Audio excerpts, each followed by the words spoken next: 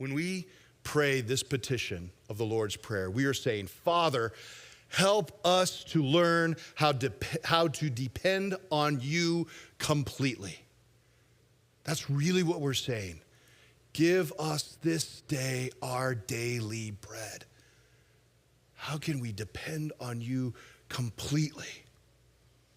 The lie of the garden was that we were better off not trusting God, but trusting ourselves.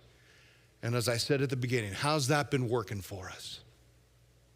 If we understand that he is the creator and sustainer of the universe, and that he wants to be in a relationship with us where he is our Father, a loving Father who cares for our needs, then why is it so hard for us to trust him? We are broken, and we are deeply arrogant, aren't we? When we think about what we're talking about and who we're talking about. When we're willing to just admit how lost we are, that's when we can finally hear what Jesus is offering us in this prayer. Jesus' sermon and this prayer that he is teaching us is his call to us, for us to realize the depth of the Father's love for us.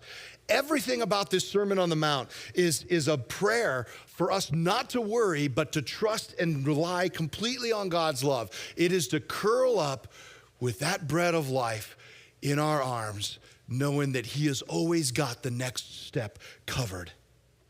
Jesus modeled this for us.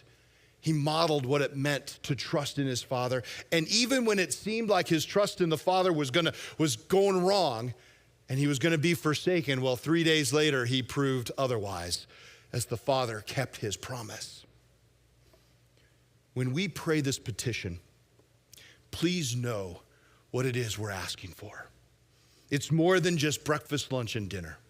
We are praying that God will help us to relinquish control, all the control that we think we have to hold on so tightly to.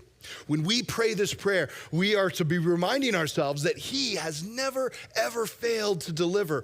All of our lives, he has been faithful.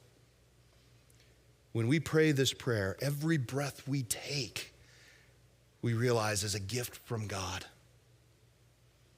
We pray this prayer so that we can put our trust in him and he can set us free.